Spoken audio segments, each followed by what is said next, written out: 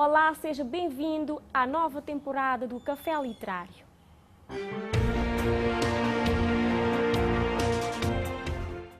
O escritor que levamos até si e que está a nos acompanhar é o poeta Osvaldo Osório, que contribuiu para o fortalecimento da literatura cabo-verdiana. Quer conhecer um pouco mais da sua vida? Acompanhe na reportagem a seguir. Osvaldo Alcântara Medina Custódio nasceu no Mindelo a 25 de novembro de 1937. Entrou na política e cedo a escrita começou a se tornar rotina. Em 1975, ano em que o arquipélago conquistou a sua soberania, Osvaldo Osório estreia com a sua obra Cabo-Verdianamente, Construção, Meu Amor. Osvaldo Osório fez os estudos secundários e o seminário no Nazareno. Exerceu várias profissões, desde funcionário público a presidente dos sindicatos, diretor do suplemento de poesia dos anos 80, Voz de Povo e cofundador da página Seló, onde iniciou a sua atividade como poeta e prosador. O poeta viveu e sentiu na pele o regime salazarista, tendo sido preso 4 vezes, conforme o próprio confirma, devido às suas ações culturais que até certa forma estavam ligadas à política. Cabo-Verdianamente, Construção, Meu Amor, 1975, Cântico do Habitante, precedido de Duas Gestas, 1977, Clara Idade, Assombrada, Os Loucos Poemas de Amor, Outras Estações Inacabadas, Cantigas de Trabalho, Tradições Orais de Cabo Verde, Emergência da Poesia, Amílcar Cabral, Nimores e Clara e Amores da Rua, a 67ª Curvatura, são exemplos do exercício literário do escritor. É de referir que Osvaldo Osório colaborou em publicações como O Alerta, O Vértice, Notícias de Cabo Verde e Raízes. A sua obra encontra-se em várias antologias da literatura africana. Conheça um dos poemas do escritor eleito desta edição. Manhã em flor. Às vezes murcham desertas as folhas, desertas as flores, propositadamente. Nem só o sangue, mas também a seiva. Nem só a criança, mas também a pétala. Nem só o homem, mas também a planta. Nem só a carne, mas também a lenha. Propositadamente. Tudo o amadurecido flagelou. A beleza da flor, a inocência da criança, a certeza dos campos, o aconchego de uma sombra. Mas nos covis, a vida continuou e o apelo à luta redobrou. As évias murcharam e com as évias, a manhã em flor, a terra nua. Mas ainda a vida nos covis continua. Não há nada melhor que ter o próprio poeta para nos explicar os seus versos. Recebemos o poeta Osvaldo Osório para nos contar um pouco da sua história e das motivações que o levaram a se tornar um dos rostos do cenário literário cabo-verdiano. Boa tarde, meu caro Osvaldo Osório. Dizer-lhe que é uma grande honra recebê-lo aqui no Café Literário para contar-nos um pouco da sua vida nesse mundo fantástico que é o mundo literário. É um prazer enorme ter-lhe cá hoje no Café Literário. Senhor Osvaldo Osório, comecemos com uma questão que costumo dizer que explica quase tudo, não é? De onde nasceu essa veia poética? Eu acho que está um pouco da família, porquanto tenho uns parentes que eram editores do jornal Notícias de Cabo Verde. Eu tinha um tio professor e lá em minha casa encontrei sempre livros de várias natureza. E então, desde pequeno, que eu tenho essa preocupação com leituras, com revistas, e talvez daí seja, de facto, esteja a origem do meu interesse pelas coisas não só literárias, mas culturais. Sim, disse que conviveu, portanto, desde pequeno com livros, lendo. O que mais evocou nos seus poemas? Eu desde sempre, quando tomei consciência das coisas que se passavam na sociedade então de 60, em São Vicente, porque lá é a minha ilha onde nasci, eu comecei a fazer poemas de caráter social. Não diretamente políticos, embora já o fossem, mas de caráter vincadamente social. Foi nessa altura que eu, em São Vicente, o Rolando Vera Cruz Martins e o Jorge Miranda Alfama resolvemos editar uma folha literária que era com o título de Seló, Paz dos Novíssimos, que veio incerta na Notícias de Cabo Verde, que era de propriedade de um parente meu. E na praia tínhamos o Mar Fonseca, a Maria Margarida Mascarenhas e o Hermano Vieira, que foram colaboradores, como sabe, de Seló. Sim, já lá vamos, é um ponto da nossa conversa. Senhor Osvaldo Osório, a perda de visão foi um grande obstáculo para produzir poesia ou foi mais uma inspiração para trazer para fora aquilo que está no seu mundo? Não, a perda de visão deu-se muito mais tarde, deu-se em 2004, 2005.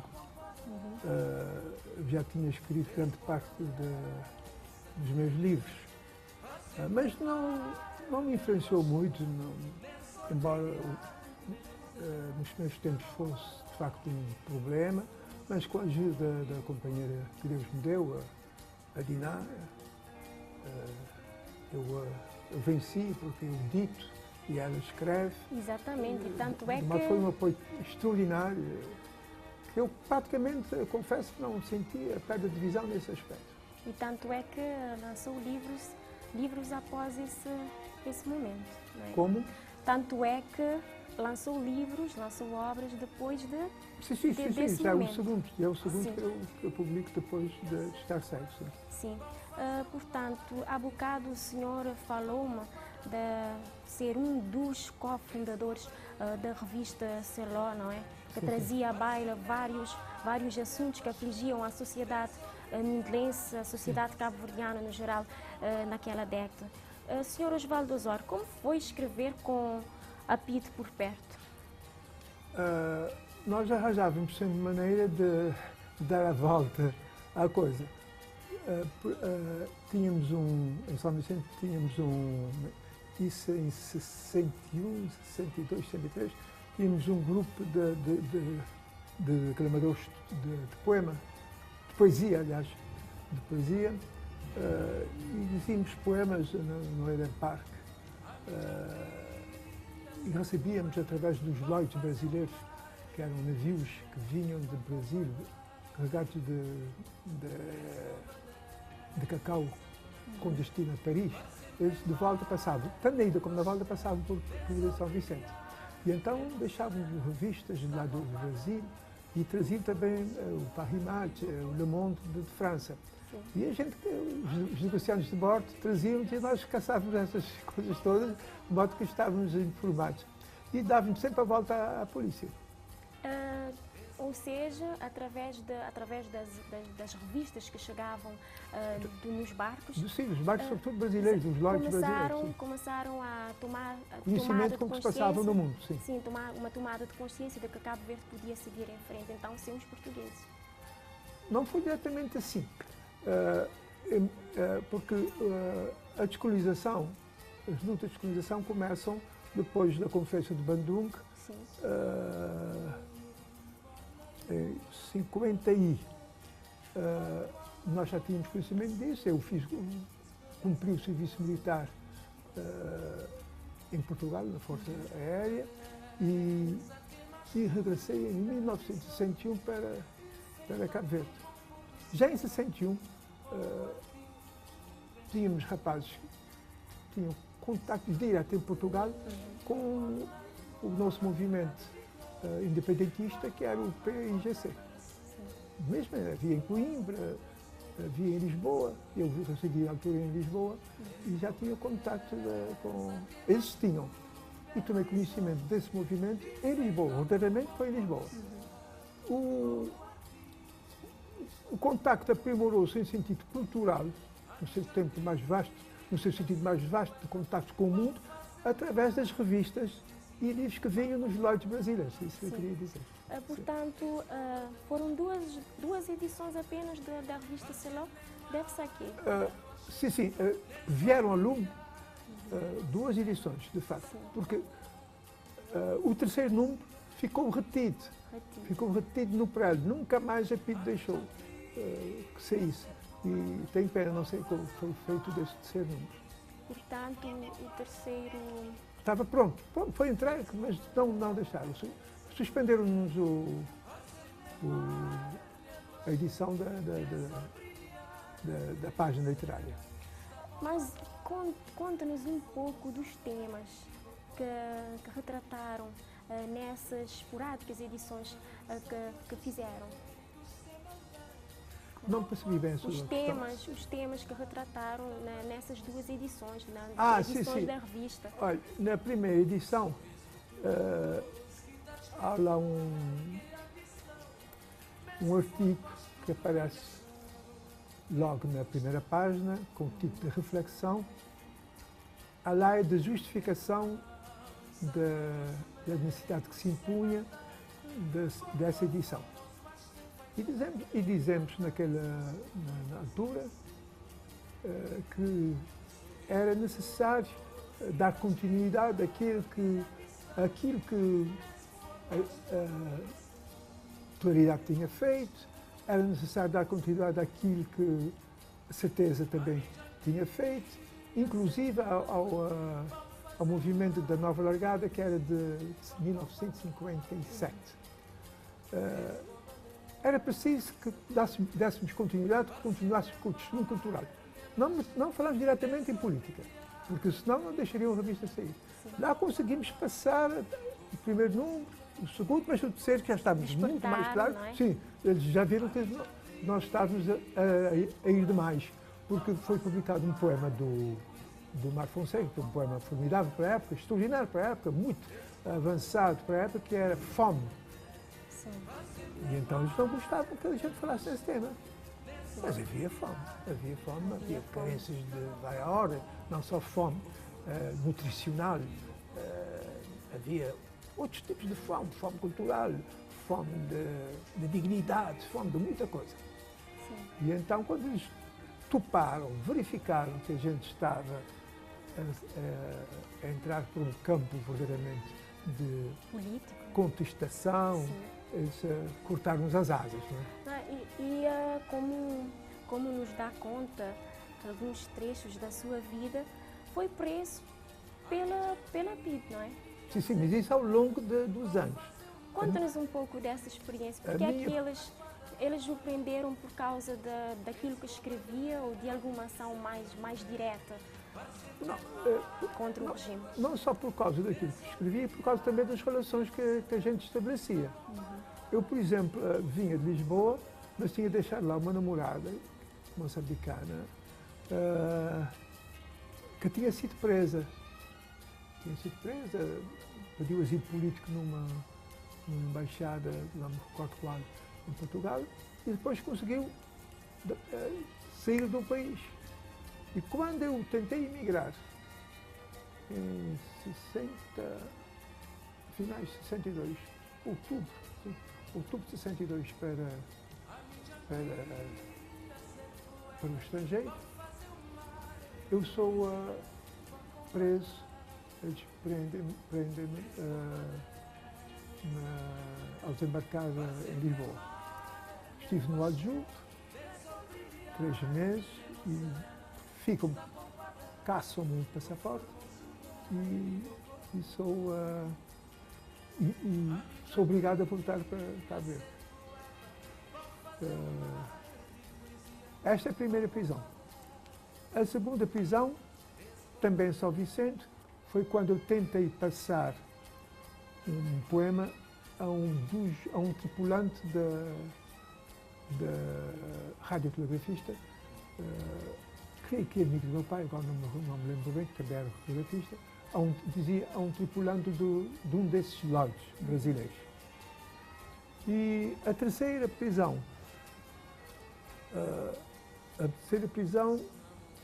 foi depois de terem sido surpreendidos então uma outra célula política que era constituída por Luís Fonseca, Leonel Miranda, o Tavares e o Jaime Scofield. 3 deles foram presos em Santo Antão por denúncia de que tinham recebido, de que tinham encontrado em casa do Scofield, do Leonel Miranda, que era natural de Santo Antão e residente em Chão de Arroz, mapas, panfletos e outras coisas do Partido Africano de Independência de Guiné e Cabo Verde.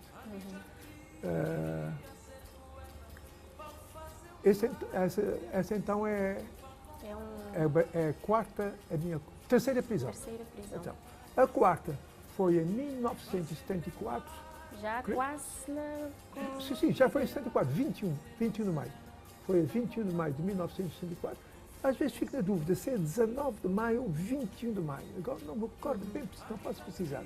Foi em 19, 21 de maio e fui julgado no dia seguinte, às 3 da madrugada, no Tribunal da Justiça, ali no Platô. Esta é a minha quarta prisão. Nesse ambiente político, nesse ambiente cultural, essencialmente cultural, não é? Porque nós temos grandes nomes que, através da cultura, levaram a política e hoje nós temos grandes legados, não é? Sim. Desse tempo. Sim, sim. Sr. Osvaldo Osório, como foi, conviveu com grandes intelectuais cabo-verdianos? Pode contar-nos um pouco dessa experiência? Sim. Tive a sorte de encontrar aqui no plano cultural professores como Badr Lopes da Silva. Viajei mais tarde com o Dr. Aurélio Gonçalves. Em 1962, em São Vicente,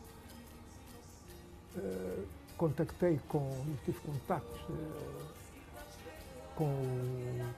culturais e literários e políticos mesmo com o Manuel Duarte, que é conhecido por Manecas Duarte, que era irmão do Abílio.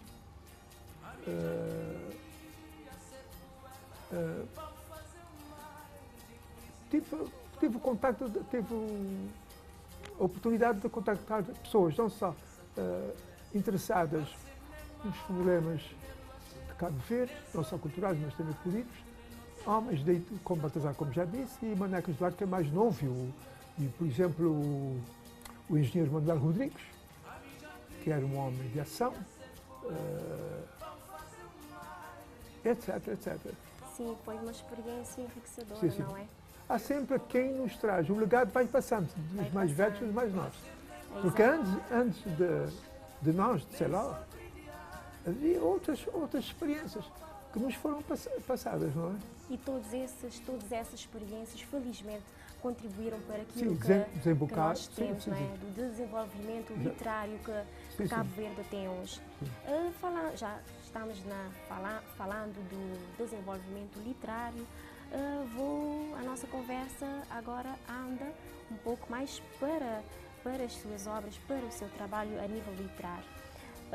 Temos As Ilhas do Meio do Mundo, é uma obra que começou a ser esboçada na década de 50, não é?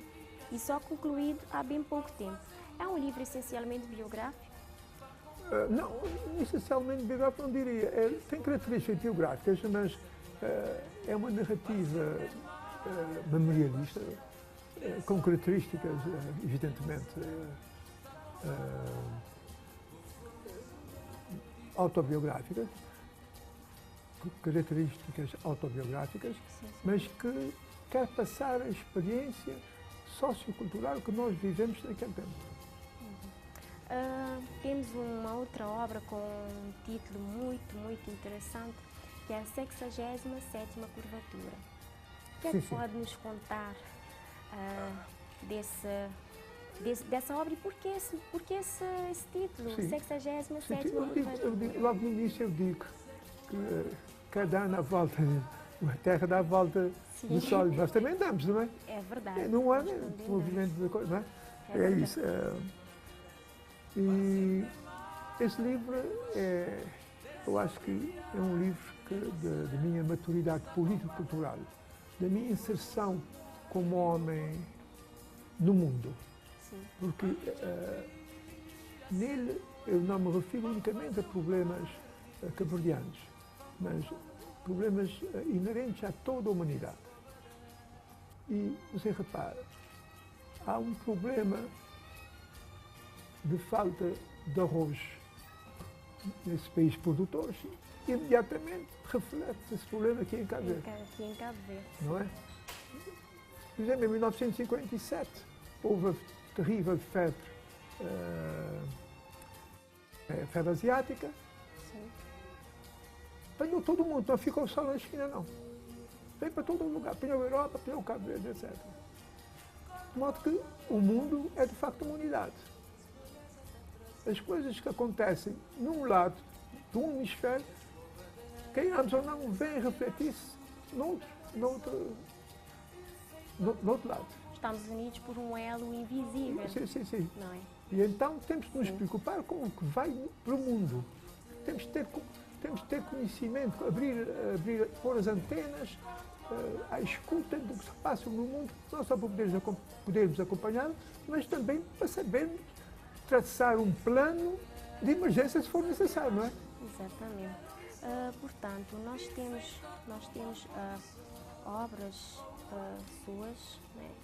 A 67ª Curvatura, As Ilhas do Meio do Mundo, Cabo-Verdianamente Construção Meu Amor, né?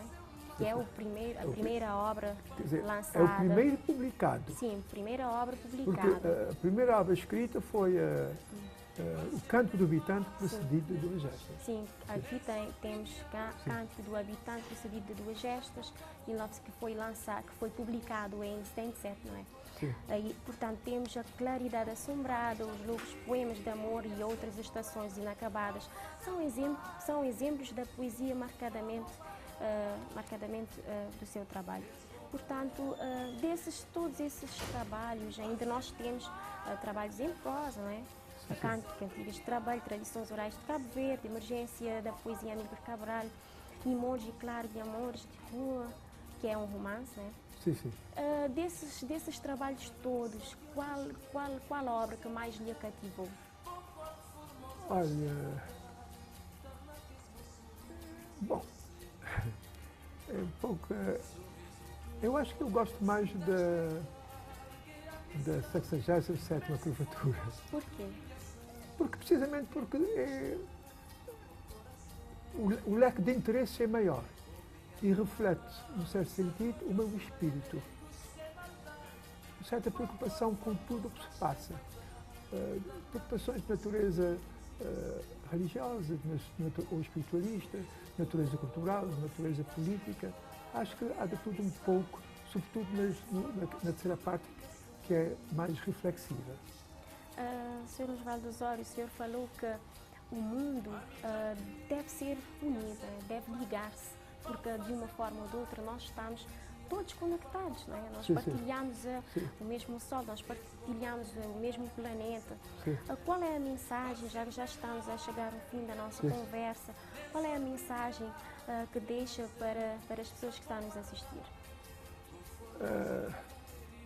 Que nos aproximemos mais uns dos outros, para que estendamos as mãos àqueles que necessitam de nós e que sejamos mais humildes nas nossas relações cotidianas com o humano e o social que nos cercam. Bom, Sr. Osvaldo Osório, dizer-lhe que foi uma grande honra recebê-lo hoje no nosso programa aqui na Biblioteca Nacional.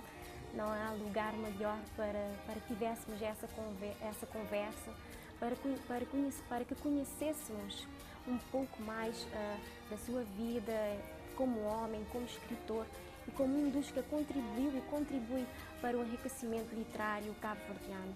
Muito obrigada por ter estado connosco hoje. Obrigado por este bom momento. Cabo Verde, devido à sua insularidade e às suas características que pouco ajudavam o seu povo, muitos escolheram o destino da imigração, uma escapatória às adversidades. Holanda é mais um poema de Osvaldo Osório que nos conta essa rica história do povo das ilhas. Holanda. Holanda, companheiros. Chegamos. Chegamos com barcos, guildas nos olhos e desejo de vencer. Chegamos termináveis e atuais as docas. Betão, aço, cargueiros e braços precisados. Chegamos numa dimensão nova. As roças de São Tomé trivial, meu irmão. E pusemos todo o nosso esforço. Lubrificamos máquinas, alimentamos caldeiras, navegamos por oceanos de fogo e fiordes de gelo. Mas foi nos mares da Terra Nova, no tempo em que de Boston, na América, mandava seus barcos baleiros nos contratar, que ganhamos o bronze da pele. The best sailors of the world. Sob bandeiras estrangeiras, brigávamos guerras que não eram nossas. Para agora armarmos ao ritmo do torno novo e múltiplas bocas, ao nos verem, dizem: Let them get by. Chegamos às docas, companheiros. Nas docas, com barcos, guildas nos olhos e nossa terra nos nossos sonhos. Chegamos intermináveis para o match e pusemos todo o nosso esforço na luta. Pusemos esperança na nossa força de trabalho e quando nos veem, dizem: Let them get by. Aqui ou ali passaremos sempre, porque chegamos, companheiro. A esperança transformada em atos nos nossos punhos. A seca, o sol, o sal, o mar, a morna, a morte, a luta, o luto, ao nos verem passar, dizem que ultrapassamos os sonhos. E o match é a nossa terra que vai terminar. O Prémio Nobel da Literatura é o mais prestigiado prémio que qualquer escritor pode desejar. Nesta temporada, lhe damos a conhecer os autores que conquistaram o prémio. Nós hoje trazemos a autora Herta Müller. Confira. Herta Müller, nascida na Roménia a 17 de agosto de 1953, é novelista, escritora, poetisa e ensaísta. Destacou-se no cenário literário pelos seus relatos das condições duras na Roménia sob o regime político comunista de Nicolae Ceausescu. Foi galardoada pela Academia Sueca pela condensidade da sua poesia e a franqueza da prosa ao retratar o universo dos desapossados. A raposa já era caçadora, o rei se inclina e mata, fera de alma, depressão, o compromisso, sempre a mesma neve e sempre o mesmo tio, são algumas das obras da escritora que em 2009 conquistou o Prémio Nobel da Literatura. É tempo para conferir alguns livros recentemente lançados. Confira e veja se algum lhe interessa. Dinastia M, a história que redefiniu o destino dos mutantes da Marvel. E houve um dia como nenhum outro, em que os Vingadores tombaram. A queda da equipe não foi obra de nenhum velho inimigo ou super-vilão, mas de alguém da própria equipa, a Feiticeira Escarlate. Num rompante de loucura e uso indiscriminado de seus poderes de alteração da realidade, Wanda Maximoff se voltou contra os seus companheiros, levando alguns deles à morte e afetando profundamente todos aqueles que restaram. E agora, integrantes dos Vingadores e do X-Men se reúnem para decidir qual será o destino da filha de Magneto, o mestre do magnetismo, sem suspeitar que podem estar prestes a condenar uma raça inteira ao declínio. O menino que desenhava monstros. O romance de Kate Dunaway é um thriller psicológico que mistura fantasia e realidade para surpreender o leitor do início ao fim ao evocar o clima das histórias do terror japonesas.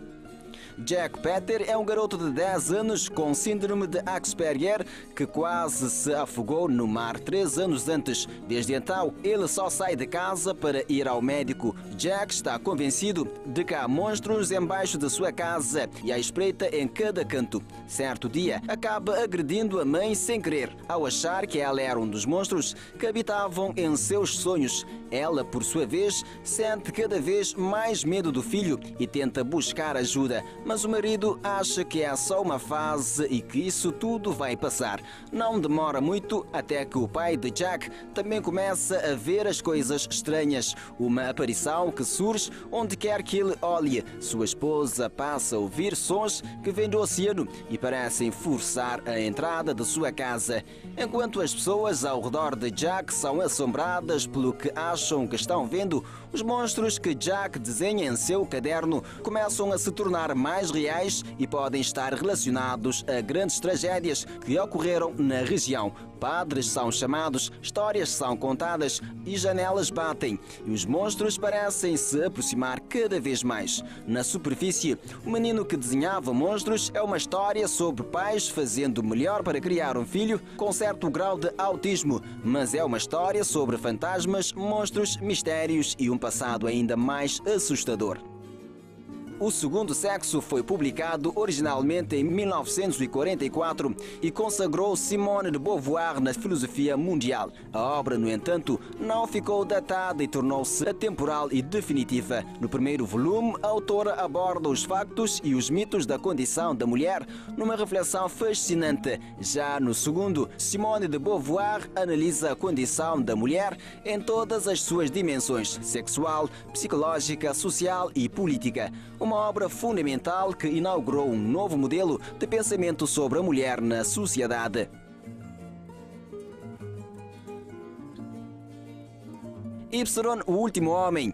Em 2002, a Terra mudou para sempre. Todas as criaturas com um cromossomo Y morreram instantaneamente ao redor do globo. Com a perda de mais da metade da população, a sociedade está à beira do colapso e cabe às mulheres o fardo de juntar os pedaços e tentar manter a nossa civilização. Por alguma misteriosa razão, Yorick e seu macaco de estimação foram poupados do extermínio. Do dia para a noite, esse desconhecido de 20 e poucos anos virou a pessoa mais importante do planeta e a chave para decifrar o mistério que varreu o sexo masculino do mapa. Só que para ele, a pessoa mais importante do planeta é a sua namorada e ela está no outro hemisfério, na Austrália, e nada o impedirá de ir ao encontro dela. Nessa cruzada por um mundo pós-masculino, homem e macaco descobrirão quão valiosos se tornaram, um como prémio e outro como alvo Y. Quinto volume de Magistratura de Influência. Jorge Carlos Fonseca, com o volume de Magistratura de Influência, chega agora às bancas. A obra procede 4 volumes anteriormente lançados: Magistratura de Influência pelo reforço do poder local, Magistratura de Influência pelo reforço da coesão social, Magistratura de Influência por uma diplomacia ao serviço do desenvolvimento e Magistratura de Influência construir o desenvolvimento em liberdade e com justiça, realizando a Constituição. A Magistratura de Influência é uma compilação de intervenções do Presidente da República desde a sua eleição em 2011, segundo as informações da Presidência da República. O quinto volume da obra Magistratura de Influência, sob o tema Pela Cidadania e por uma Cultura da Constituição, marca o término do mandato presidencial de Jorge Carlos Fonseca. Já sabe, procure numa livraria perto de si.